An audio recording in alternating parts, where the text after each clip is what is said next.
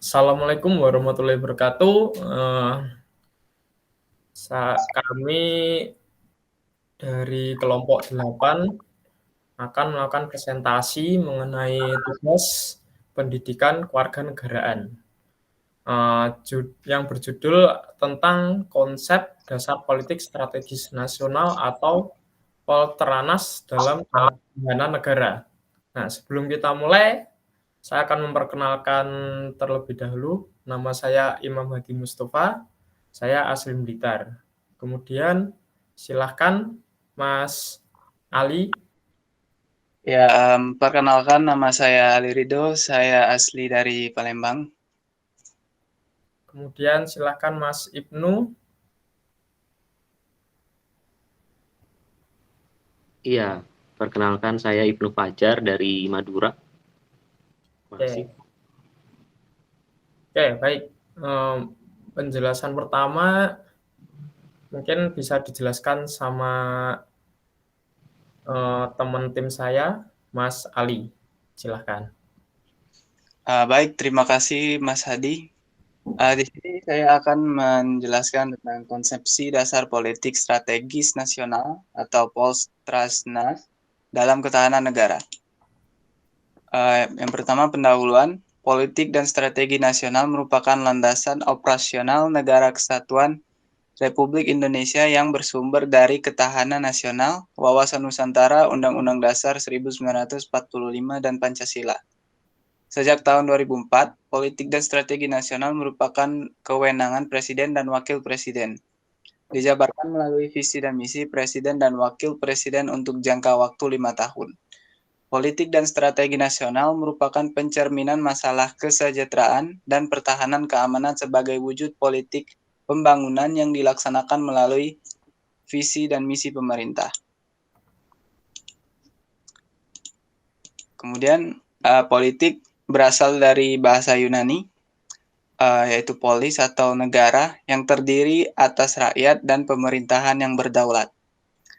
Politik adalah berbagai kegiatan dalam suatu negara yang berkaitan dengan proses menentukan tujuan dan upaya-upaya dalam mewujudkan tujuan tersebut. Pengambilan keputusan atau decision making mengenai seleksi dari beberapa alternatif dan penyusunan skala prioritasnya. Strategi yang ketiga, strategi pada awalnya dikenal di kalangan militer yang diartikan sebagai the art of the general atau seni seorang panglima dan penggunaannya dalam peperangan. Pengertian strategi secara umum adalah cara untuk mendapatkan kemenangan atau cara untuk mencapai suatu tujuan yang telah ditetapkan. Strategi pada dasarnya merupakan suatu kerangka rencana dan tindakan yang disusun dan disiapkan dalam suatu rangkaian pentahapan yang masing-masing merupakan jawaban terhadap tantangan baru yang terjadi sebagai akibat dari langkah sebelumnya, dan keseluruhan proses terjadi dalam suatu arah yang telah digariskan. Kemudian, slide selanjutnya. Politik nasional dan strategi nasional. Politik nasional dapat dirumuskan sebagai asas, haluan usaha, serta kebijakan tindakan dari negara tentang pembinaan, perencanaan, pengembangan, pemeliharaan, dan pengendalian, serta penggunaan potensi nasional untuk mencapai tujuan nasional. Strategi nasional adalah cara melaksanakan politik nasional dalam mencapai sasaran dan tujuan yang ditetapkan oleh politik nasional, yakni merupakan pelaksanaan dari kebijaksanaan nasional. Melaksanakan politik nasional, disusunlah strategi nasional seperti jangka pendek, jangka menengah, dan jangka panjang. Oke. Terima kasih ya, Mas. Berikutnya akan saya jelaskan mengenai tentang landasan politik strategi nasional. Bagian-bagian landasan politik strategi nasional yang pertama adalah Pancasila, kemudian yang kedua adalah Undang-Undang 1945, kemudian yang ketiga wawasan Nusantara, keempat adalah ketahanan nasional. Berikutnya pelaksanaan politik strategi nasional antara lain ada visi politik, bidang hukum, bidang ekonomi, kemudian ada bidang politik, bidang sosial budaya, bidang pertahanan, dan keamanan nasional. Visi politik. Visi politik tercantum dalam GHBN tahun 1999 sampai dengan 2004, terwujudnya masyarakat Indonesia yang damai, demokratis, berkeadilan, berdaya saing, maju, dan sejahtera dalam wadah NKRI. Visi dan strategi ini didukung oleh manusia Indonesia yang sehat, mandiri, beriman, bertakwa, berakhlak mulia, cinta tanah air, berkesadaran hukum dan lingkungan, menguasai ilmu pengetahuan, teknologi, memiliki etos kerja yang tinggi, serta berdisiplin. Kemudian bidang hukum. Poin pertama, mengembangkan budaya hukum di semua lapisan masyarakat demi terciptanya kesadaran dan kepatuhan hukum dalam kerangka supremasi hukum dan tegaknya negara hukum. Poin kedua, menata sistem hukum nasional yang menyeluruh dan terpadu dengan mengakui dan menghormati hukum agama dan hukum adat, serta memperbarui perundang-undangan warisan kolonial dan hukum nasional yang diskriminatif, termasuk ketidakadilan gender yang tidak sesuai dengan tuntutan reformasi melalui program legislasi. Poin ketiga, menegakkan hukum secara konsisten untuk lebih menjamin kepastian hukum, keadilan, kebenaran, dan supremasi hukum, serta menghargai hak asasi manusia. Kemudian bidang ekonomi, mengembangkan sistem ekonomi kerakyatan yang bertumbuh pada mekanisme pasar yang adil berdasarkan prinsip persaingan sehat, memperhatikan pertumbuhan ekonomi, nilai-nilai keadilan, kepentingan sosial, kualitas hidup, pembangun berwawasan lingkungan dan berkelanjutan, dan menjamin kesempatan yang sama dalam berusaha dan bekerja, perlindungan hak-hak konsumen, serta perlakuan yang adil bagi seluruh rakyat. Untuk poin kedua, mengembangkan persaingan yang sehat dan adil serta menghindarkan terjadi struktur pasar monopolistik dan berbagai struktur pasar yang merugikan rakyat. Yang poin ketiga, mengoptimalkan peran pemerintah dalam mengoreksi ketidaksempurnaan pasar dengan menghilangkan seluruh hambatan yang mengganggu mekanisme pasar melalui regulasi, layanan publik, subsidi, insentif yang dilakukan secara transparan dan diatur oleh undang-undang. Berikutnya, di bidang politik, ada politik dalam negeri, politik luar negeri, penyelenggaraan negara, komunikasi, informasi, dan media massa, agama, dan pendidikan. Di dalam bidang sosial budaya, meliputi kesehatan dan kesejahteraan sosial, kebudayaan, kesenian pariwisata, kedudukan dan peran perempuan, pemuda dan olahraga, pembangunan daerah, sumber daya alam, dan lingkungan hidup. Dalam bidang pertahanan dan keamanan nasional, dalam bidang pertahanan seperti memperluas dan meningkatkan kualitas kerjasama bilateral, bidang pertahanan dan keamanan dalam rangka memelihara stabilitas keamanan regional dan berpartisipasi dalam upaya pemeliharaan perdamaian dunia. Baik, berikutnya adalah tujuan Polstranas dalam ketahanan negara. Pertama, menyejahterakan kehidupan seluruh bangsa Indonesia. Kedua, menjalankan sistem pendidikan untuk memajukan kehidupan bangsa dan negara dengan tujuan jangka panjang, meningkatkan peran pemuda dalam pembangunan, melindungi hak seluruh warga negara tanpa terkecuali, juga menjaga pelaksanaan kewajiban dengan menjalankan pemerintah untuk mengatur keamanan saat menghadapi ancaman. Di poin keempat, menjaga keamanan agar menciptakan perdamaian dan kehidupan sosial yang seimbang dan tidak terjadi ketimpangan yang ada di dalam negeri maupun di luar negeri. Poin kelima, pengembangan sistem ekonomi kerakyatan yang bertumbuh pada mekanisme pasar yang dapat menciptakan keadilan adalah cara mengatasi masalah infrastruktur.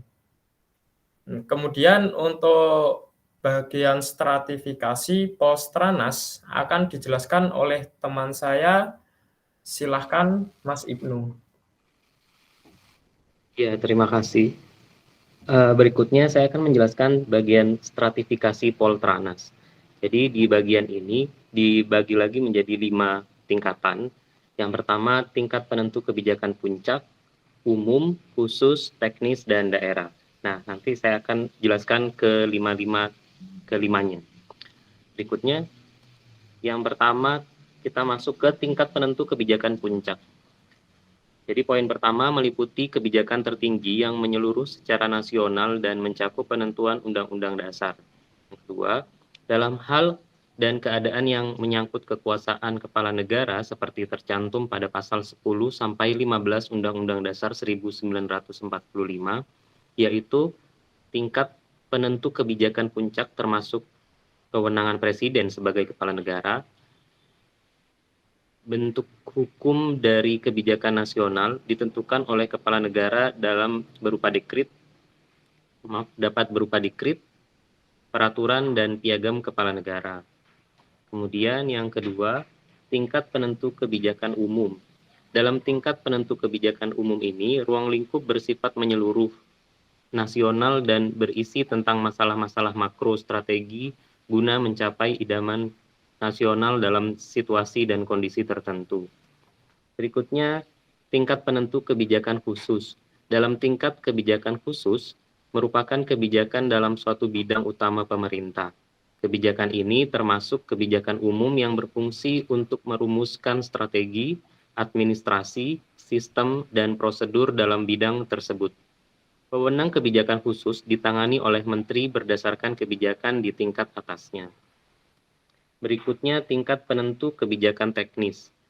Kebijakan teknis meliputi kebijakan dalam satu sektor dari bidang utama dalam bentuk prosedur serta teknik untuk mengimplementasikan rencana program dan kegiatan. Berikutnya, tingkat penentu kebijakan daerah.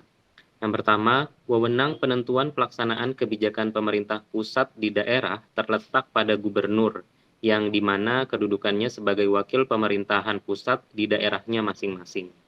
Yang kedua, kepala daerah berwenang mengeluarkan kebijakan pemerintah berdasarkan dengan persetujuan DPRD. Kebijakan tersebut berbentuk peraturan daerah atau perda tingkat 1 atau tingkat 2.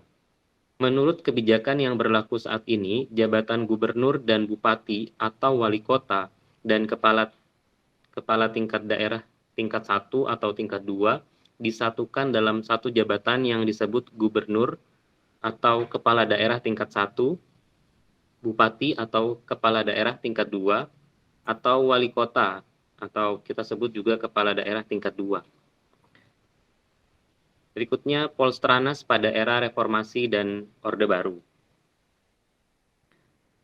Kita mulai dari Polstranas pada era reformasi. Politik strategi nasional masih berpusat dengan satu orang, sehingga menimbulkan dampak negatif antara lain. Yang pertama, perekonomian menjadi tidak bisa berkembang. Yang kedua, rendahnya penghormatan terhadap hak asasi manusia atau lebih dikenal dengan HAM. Yang ketiga, kurangnya pengamanan dari pihak militer terhadap pemerintahan. Nah, yang kedua, Poltranas pada era Orde Baru. Pada masa reformasi, yaitu pada tahun 1998 sampai 2004, yang dimana pemimpin pada tahun 1998 sampai 1999 dipimpin oleh Presiden B.J. Habibie, tahun 1999 sampai 2001 dipimpin oleh Abdurrahman Wahid, kemudian tahun 2001 sampai 2004 menjabat Megawati Soekarno Putri. Ini mengalami banyak perubahan, yaitu di mana masyarakat memiliki peran aktif dalam mengemukakan pendapat terhadap pemerintah dan lebih menghormati hak asasi manusia, dan Poltranas ini masih difungsikan hingga sekarang. Masuk ke kesimpulan.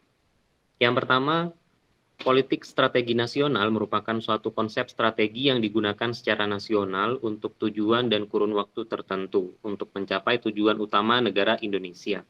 Yang kedua, salah satu politik strategi nasional ada dalam bidang ketahanan, di mana untuk mencapai tujuan utama negara Indonesia juga dibutuhkan suatu ketahanan negara yang baik. Oke, baik. Terima kasih. Demikian adalah presentasi dari kelompok kami. Saya akhiri. Wassalamualaikum warahmatullahi wabarakatuh.